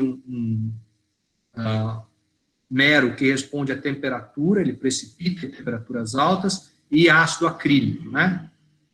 Então, é um poliácido acrílico modificado, e ele chegou a 90%. Então, a coisa realmente funciona, né? Esses aqui são resultados do Rafael, né, meu aluno de mestrado, e que agora é aluno de doutorado, e aqui, gente, a gente faz uma coisa matemática aqui interessante. A gente usa o modelo de Langmuir, ou o que tinha, o resto aqui é o modelo de Freundlich, que eu não vou falar, tá? Mas o modelo de Langmuir permite a gente determinar duas coisas. Primeiro, esse Q máximo que está aqui, e esse KL, tá? Esse Q máximo é muito legal. É quanto de cátion pode se ligar no polímero, tá? O máximo que pode ligar, ocupando todos os sítios. Isso aqui é afinidade. A afinidade, ela está relacionada com o seguinte, ela está relacionada com qual a concentração para que o cátion se ligue nos sítios lá de maneira representativa, ou um valor qualquer. Quanto menor esse valor aqui, maior é a afinidade. Desculpa, o contrário. Quanto maior o valor, maior a afinidade. Então, veja o seguinte, ó, esses materiais aqui, que o primeiro, o segundo e o quarto, desculpem que a minha gata está querendo participar aqui, é gata mesmo, tá? Um animalzinho. Eles são materiais que têm as mesmas unidades repetitivas, percebam, tá? Mas olha como varia o Q máximo, né? Isso aqui é um material comercial de outro uso, inclusive, mas que a gente testou para a mesma aplicação, tá? Veja, ó, foi desde 4,27, que seria o melhor, né, para 1,54. Então, mais de 3 vezes de diferença em quanto de cobre, isso aqui é para cobre, esqueci de colocar aqui, tá? Cátion cobre 2+. De quanto é capaz de ligar o meu material, tá certo? Já a constante de ligação também, uma variação, né? Vamos esquecer esse aqui que é o comercial, mas vai desde 0,11 até 0,46, 5 vezes. O que eu estou querendo mostrar com isso? É eu variando, por exemplo, massa molar, composição, etc., sem mudar a natureza química do polímero, eu já posso modular esses valores e, de repente, eu posso chegar numa situação ideal. Tá? Então, tem aí um campo muito grande a se explorar. Aqui outros resultados comparativos, tá? Também para cobre. Aqui lá estava em milimol, aqui está em miligramas. Então, o melhor material do Rafael chegou a 270 miligramas por grama, ou seja, 27% em massa do polímero ligou cobre, tá? O que é bastante razoável se a gente comparar com outros que a gente achou na literatura, que tem na literatura, tá? Eu coloquei essa fotozinha aqui, não deu para vocês, não está dando para identificar muito bem, vocês me perdoem, principalmente porque a garra é azul. Mas isso aqui é o mesmo, exatamente a mesma coisa, com 24 horas de diferença. Aqui dentro tem uma sacolinha de diálise, né, então uma membrana semipermeável, que tinha solução polimérica. E fora a gente colocou uma solução de cobre. Olha como a solução dentro do saquinho de diálise ficou azul, tá? Porque houve uma troca. Saiu, provavelmente, o sódio e entrou o cobre e ficou preso lá dentro. Então, o cobre sai da solução e vai para dentro do saquinho, quase que de maneira mágica, tá? É bastante interessante, muito bonito. Infelizmente, eu não tinha uma foto melhor para mostrar.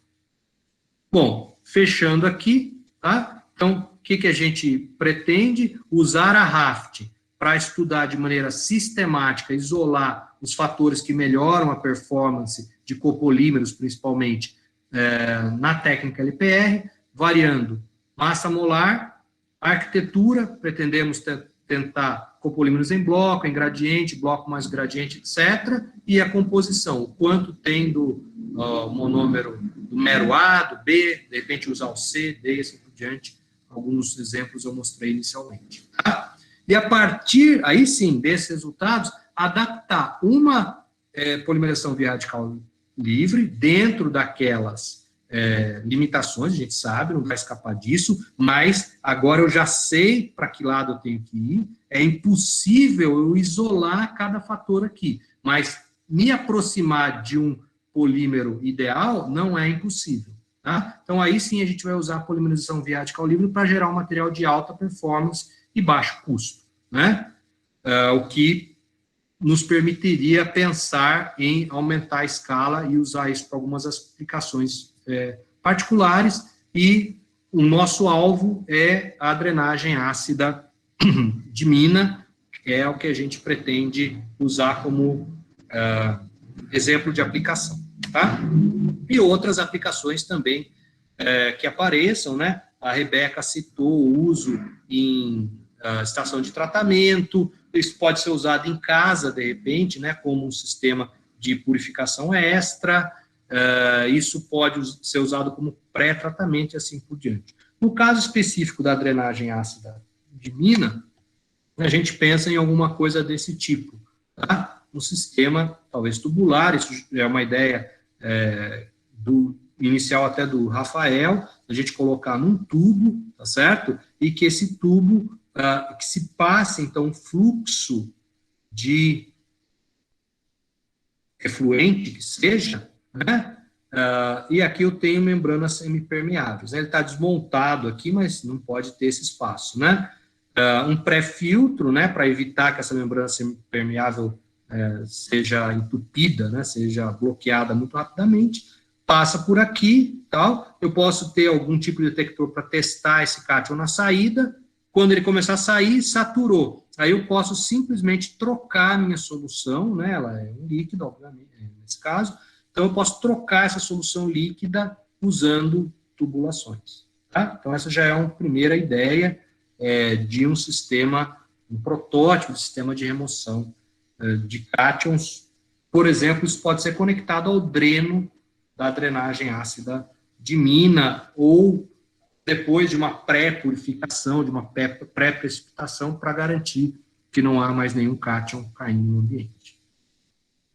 E, dessa forma, me perdoem se passou um pouquinho do tempo, né, quase meia hora, terminamos a apresentação. Agradeço a paciência de todos que puderam ficar até agora, e, de novo, agradeço pelo convite do Enzo, da Ana Paula, todo mundo que lembrou aí do meu nome. Muito obrigado, eu espero que tenha sido uma apresentação interessante, estou aberto a perguntas. Muito obrigado. Obrigada, Fábio, pela apresentação. O Caim agradece muito. A gente vai pedir para os professores ligarem o microfone, fazerem a pergunta, caso queiram. E quem quiser mandar as perguntas no chat, que o Fábio vai estar respondendo.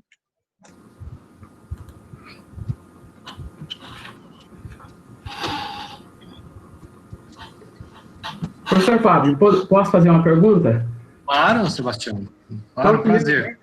Em primeiro lugar, eu gostaria de agradecer, né, o aceite, né, pelo convite que o Caim fez para você, né, que eu, na qualidade de coordenador do curso, né, também, né, estou nessa semana, né, de engenharia de materiais, então eu gostaria de agradecer muito, né, a sua disponibilidade de, né, de dar essa brilhante palestra para nós, tá ok?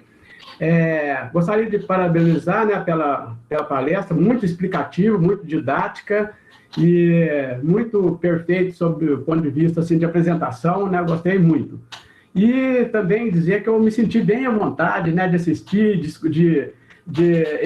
entendi muito bem, né, o que você colocou, né, não na parte de polimerização, essas coisas, que eu não sou muito chegado em orgânica, né, mas a aplicação, né, eu sou usuário de substâncias orgânicas, mas polimerizar, trocar, virar as ligações, fazer minhoquinha, e eu já não sou muito chegado, não, né? Mas deu para entender, né, bem o que você disse, né? E aí eu gostei muito. Bom, quando você falou de mineração, né, cresceu o meu olho, porque realmente eu gosto muito de mineração, e hidrometalurgia é mais ou menos, né, depois de cerâmica é o que eu mais gosto, né? Antes eu gostava mais de metalurgia extrativa, de hidrometalurgia, depois passei para cerâmica, né, mas continuo adorando metalurgia. E tratamento de efluentes também é outra coisa muito importante, muito necessária nos dias atuais, né?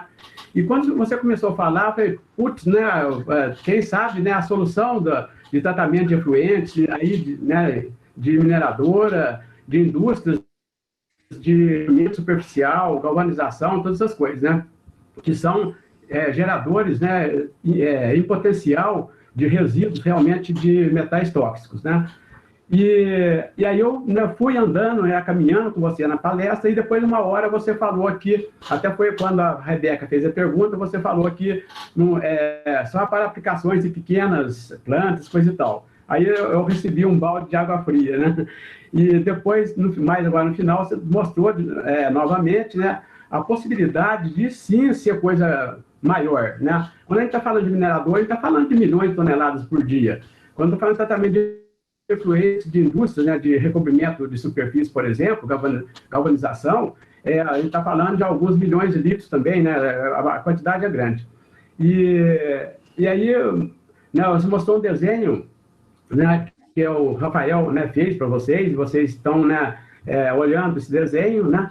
E aí eu queria saber, vocês pretendem, né, obviamente, depois de dominar toda a técnica, mostrar que é viável em pequena escala, em laboratório, e qual que é a perspectiva de vocês realmente transpor para uma piloto e depois, quem sabe, para o industrial?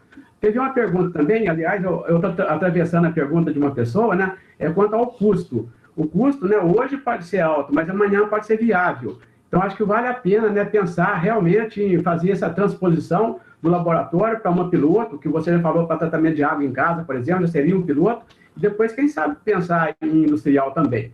E outra questão também é a questão da regeneração, né? Ela vai saturar, essa solução vai saturar, e, obviamente, você falou que retira, né, e põe uma solução nova. Pensar em regenerar também, que é o que nós fazemos com resinas, né? Tanto as resinas catiônicas quanto as aniônicas, que pode durar 15 anos, tá certo? Se você não envenena as resinas, ela pode durar 15 anos. E aí a gente regenerando, sempre ela está saturando e a gente regenerando. Né? Pensar também em regenerar essa solução, porque, queira ou não queira, essa solução tem um custo.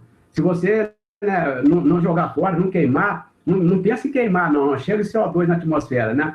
Então, é regenerar mesmo e voltar para o processo. Eu acho isso muito interessante, né? Então, isso é mais ou menos uma colocação, né, que eu gostaria de fazer. E parabéns, meu, tá? Gostei muito, gostei de te ver, que faz tempo que a gente nós nos encontramos, né? Então, parabéns. Um grande abraço para você. Puxa, Tião, muito obrigado pela sua pergunta, pelos seus comentários. Uma pessoa que você sabe que eu admiro você bastante, sem sua já falei isso em outros momentos, eu acho que é legal falar aqui, a sua atuação aí como coordenador do curso, né, só o fato de você estar aqui prestigiando e ajudando os meninos e tal, muitas e muitas outras coisas que você faz, é um prazer responder uma pergunta sua. Eu quis ser um pouco conservador, não é muito a minha praia, mas eu quis ser um pouquinho conservador no caso de estação de tratamento, porque estação de tratamento de água, tá? Tratamento de água, é isso que eu tinha entendido, pelo menos, que a Rebeca tinha perguntado.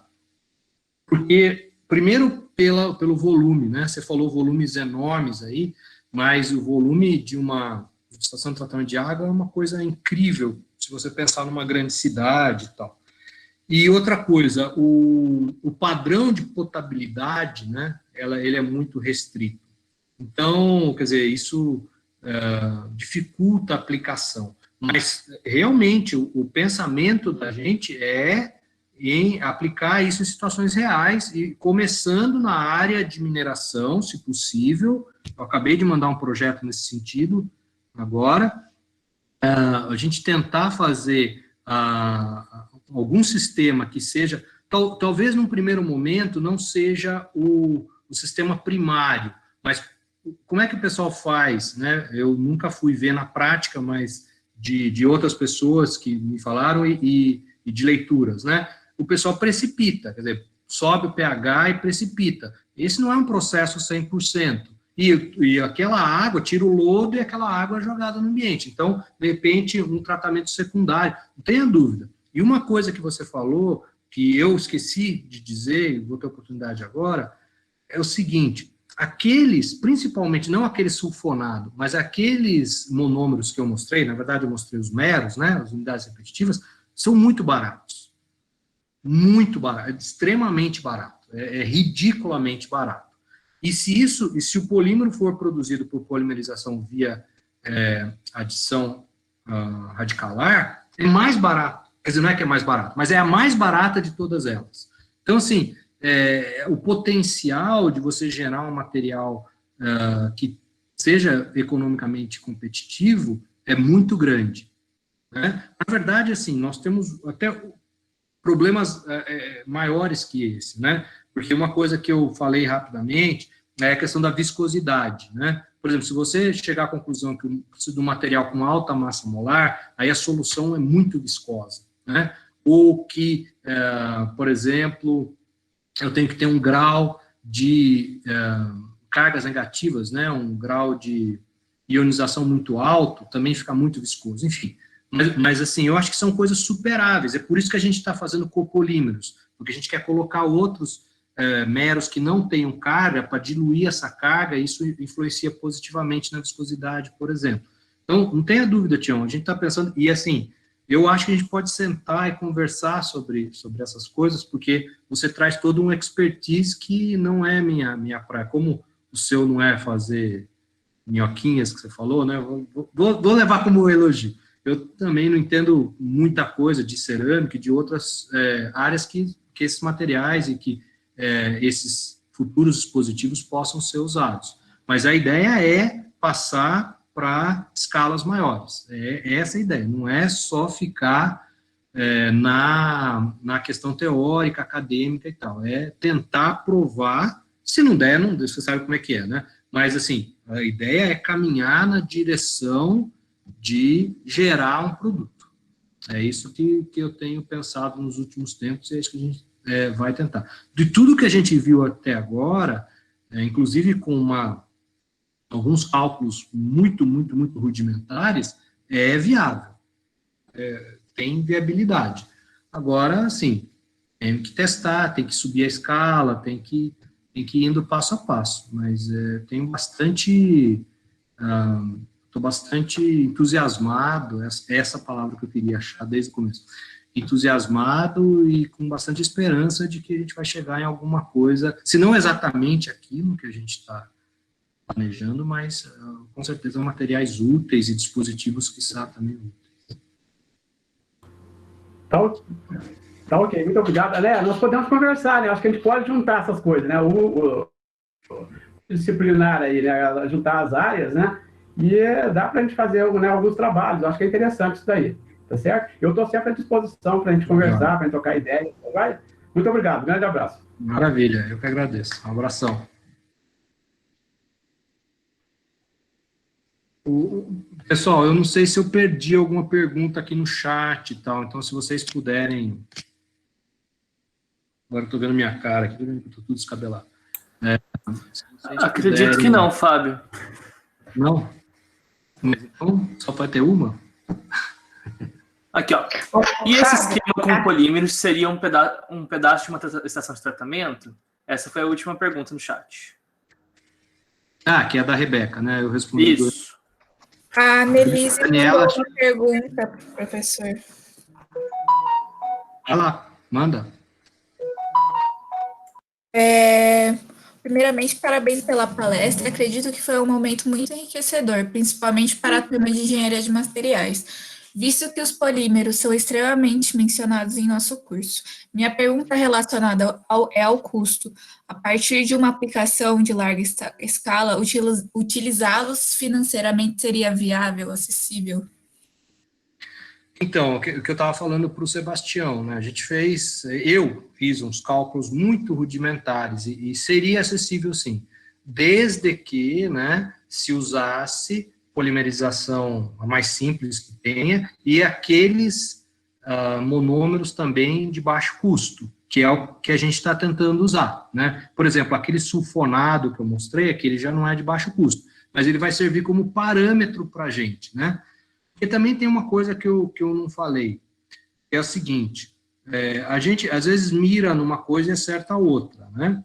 Então, obviamente que o nosso objetivo, como eu falei para o Sebastião, é atingir grandes escalas, essa área de mineração, né, que de uma forma ou de outra, por motivos talvez muito ruins, mas está em voga hoje em dia, né?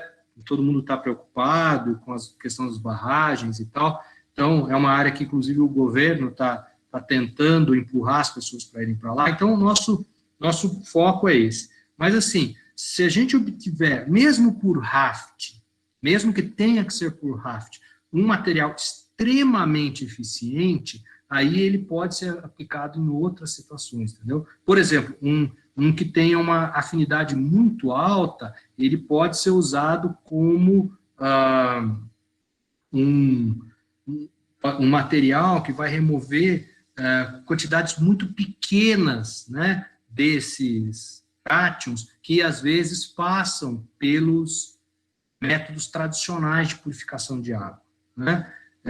Você tem sistemas, né, hoje em dia, isso é uma das coisas que eu estou tentando comprar no laboratório, por exemplo, esses sistemas de ultrapurificação de água.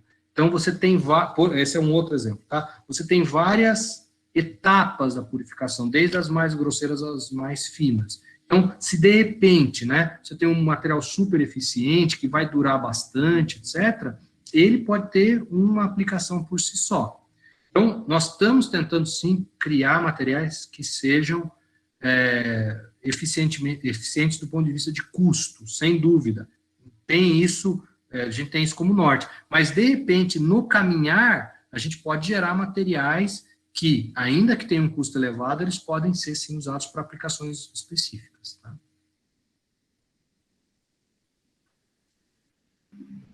Fábio? Oi. Daniela, só um segundinho que eu não respondi o que o Sebastião perguntou. Perdão. Me lembrei agora. A questão de reutilizar o material. O Rafael sempre esteve muito preocupado com isso, e a gente já mostrou que dá para recuperar, pelo menos em algumas situações. Assim, o método que a gente fez para recuperar, a gente queria recuperar simplesmente acidificando, não funcionou. A gente teve que usar um quelante, né, o famoso EDTA, que é um negócio que produz custos, etc.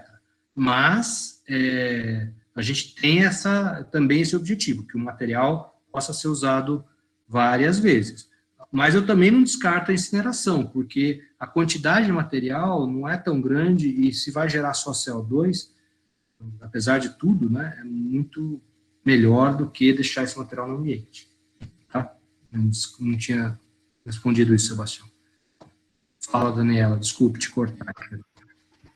Não, não tem problema não. Boa noite, Fábio. Boa noite a todos. Eu gostei da palestra, né? Entendi tudo, não sou da área de orgânica, mas foi bem didática. E eu fiquei com um pensamento aqui, né? Você parte dos materiais puros, né? Para fazer essa síntese. Haveria possibilidade, vocês pensaram, de partir de algum material que já foi utilizado e estaria disponível para descarte, para reciclagem? Ou não seria viável porque poderia produzir um material muito heterogêneo? Não, é viável, né? Assim, para a gente fazer, na etapa que a gente está, não muito, porque aí cai nesse problema que você falou, a gente não consegue isolar os fatores que são importantes para melhorar a performance do material. Mas eu já pensei mais de uma vez, e a gente também tem uma linha nesse sentido, já vou contar qual que de fazer modificações em materiais de descarte, mas materiais biomateriais. Então, a gente trabalha com Tosana, começou a trabalhar, tá? O próprio Rafael. Então, a gente partículas magnéticas de quitosana, partículas magnéticas de magnetita, recobriu com quitosana e fez modificações nesse material para aumentar a captação de cátions, tá? A gente começou com isso em colaboração com outro pesquisador, também conhecido como Minha Mulher. E aí, então a gente tem essa preocupação, sim, de repente, né, ajuda a dar uma destinação, né? Talvez fosse legal se a gente conseguisse fazer isso num material plástico, né, para reciclagem, mas isso é muito difícil, aí é difícil, aí realmente é muito difícil, porque o material que você tem nessa linha plástica, por exemplo, ele não tem funcionalidade nenhuma que a gente possa reagir, entendeu? Ele é um hidrocarboneto gigante. Então, tem estratégia química eficiente para você tem que oxidar primeiro, dar uma trabalhabilidade. Aí, de repente, não é viável economicamente, né? Exato. Seria super legal mesmo, mas não consigo encontrar uma maneira. Tá, joia. Muito obrigado. E parabéns, viu, pela palestra. Imagina. Professor, teve mais uma pergunta no chat do Vinícius. Sim. Então, os metais, sim, podem sim. Eu falei muito rapidamente na palestra, mas dá para fazer, dá para você reutilizar. Isso é uma outra coisa que você pode recuperar a questão do custo, né? Porque ali você pode ter ouro, mesmo que seja em baixa quantidade, né? Você pode ter ouro, você pode ter prata, você pode ter... Mesmo esses metais que eu estou falando que são tóxicos, né, considerados tóxicos, eles têm o seu valor. Então, isso pode ser depois, claro que aí vai depender um pouco de o que é carreado junto, qual o grau de pureza, como é que vai separar e tal, mas sim, a princípio dá para usar. Se você tem, por exemplo, predominância de um tipo de contaminante, você vai ter aquele material pouco contaminado, ou mais homogêneo no final. Então, a ideia é assim que se possa reutilizar. E vai depender um pouco, se for um cátion de interesse, alguma coisa que tem um valor bom, com certeza vale a pena usá-lo para qualquer aplicação que seja. Tudo bem? Eu respondi aí, Vinícius?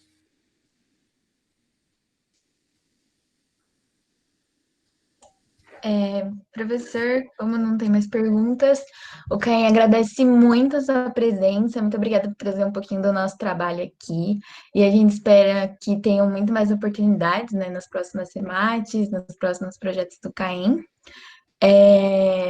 E a gente queria relembrar que amanhã é o último dia das nossas palestras, e estão todos convidados às 19 horas, aqui no mesmo lugar.